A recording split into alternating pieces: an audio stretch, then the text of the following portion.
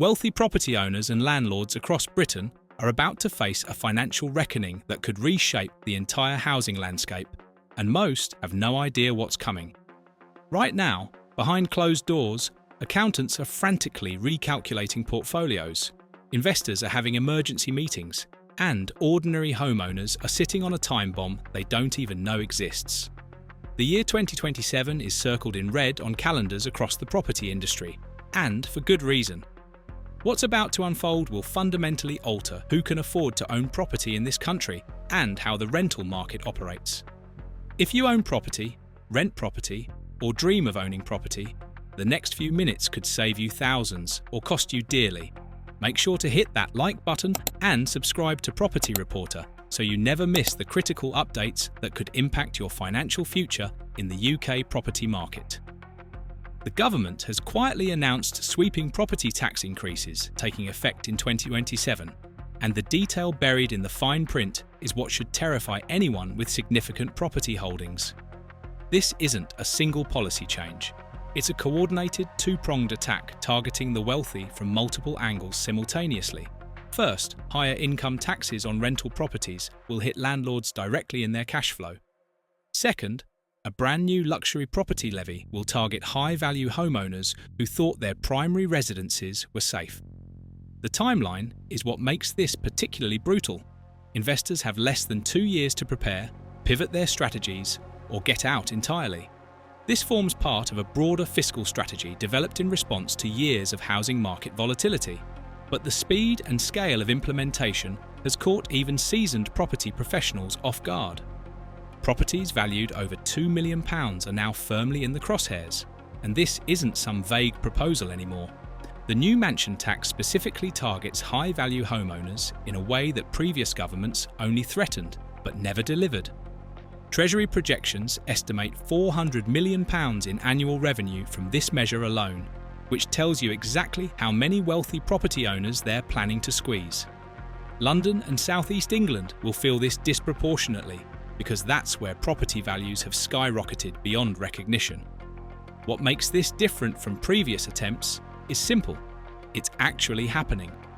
For years, mansion tax proposals would surface during election campaigns and then quietly disappear.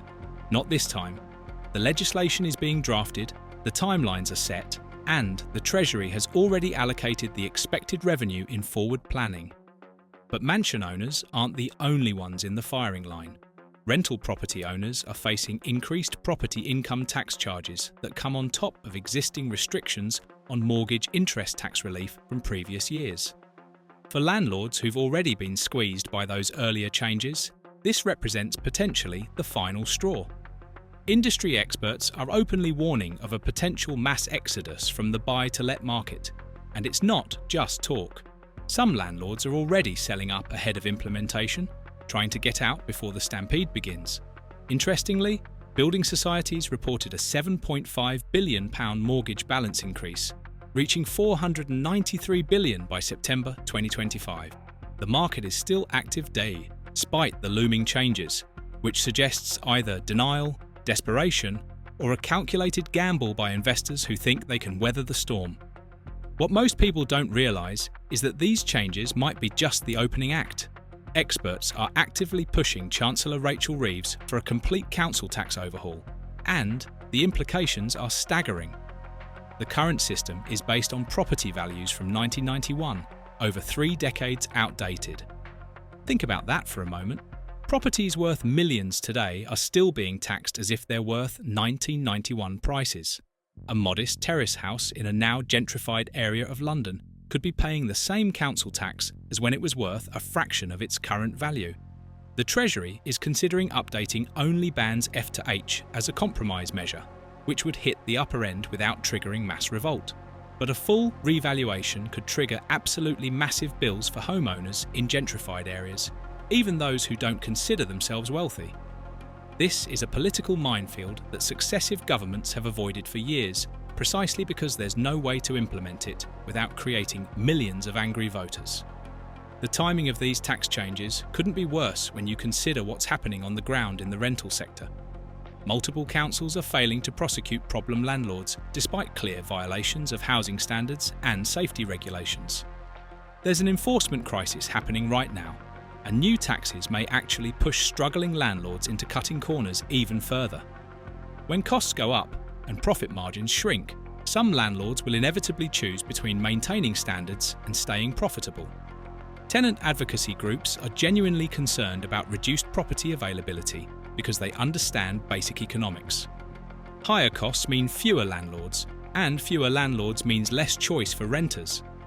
The question nobody in government seems willing to address directly is whether higher costs will actually improve standards or just reduce supply. History suggests the latter. The economic reality playing out right now is brutally simple. Landlords will attempt to pass these costs onto tenants. It's not greed, it's mathematics. Potential rent increases are coming across the board, especially in premium areas where landlords have the leverage to demand higher rates. But there's another risk that's even more concerning. Properties are being withdrawn from the rental market entirely, as owners decide it's no longer worth the hassle and diminishing returns. This could shrink available housing stock at exactly the moment when demand already exceeds supply. Lower-income renters may find themselves priced out of certain areas completely, forced into longer commutes or lower-quality accommodation. The government's taxation policy designed to target the wealthy could end up hurting the very people it's supposed to help. So who actually benefits from this massive shift in property taxation? The government is framing these changes as fairness and wealth redistribution, using language designed to make it politically difficult to oppose. But that £400 million target seems remarkably modest compared to the overall housing market value we're talking about. Critics argue it's more about optics than solving the housing crisis, a way to be seen doing something without actually addressing the fundamental supply and demand imbalance. The real question is whether these funds will actually improve housing availability or just disappear into general treasury coffers. First-time buyers are hoping that wealthy investors leaving the market creates opportunities for them to finally get on the property ladder. But here's the trap nobody's talking about. Reduced rental stock could actually trap aspiring buyers in an expensive rental cycle where they're paying so much in rent they can't save for a deposit. The very thing meant to help them could end up hurting them. The 2027 deadline is approaching faster than most people realise, and the property industry is already in motion. Property investors are recalculating their entire portfolios right now, running scenarios, stress testing their cash flow against multiple tax increase projections. Accountants and financial advisors are seeing an absolute surge in consultation requests from panicked property owners who suddenly realise the game has changed. Some industry analysts are predicting a pre-2027 property market surge as owners try to sell before the new taxes hit, flooding the market with high-value properties. Others are forecasting a post-implementation crash as buyers decide to wait for the dust to settle and prices to drop. Both scenarios could be true in sequence. What's virtually guaranteed is market volatility over the next 18 to 24 months. Anyone thinking of buying, selling, or significantly changing their property position needs to be paying very close attention to market signals and timing their moves carefully. The 2027 tax changes represent the most significant targeting of property wealth in modern UK history.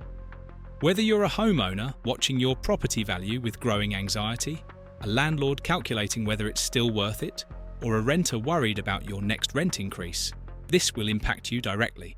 The government calls it fairness. Critics call it a money grab. Both might be right. But here's what nobody's saying out loud, what the mainstream coverage is carefully avoiding. This might just be the beginning. If council tax revaluation follows these initial changes, millions of ordinary homeowners who don't consider themselves wealthy could see their bills double or triple overnight. A family in a home they bought decades ago could suddenly face unaffordable annual tax bills simply because their neighbourhood became desirable. The property game in Britain is fundamentally changing, and the clock is ticking.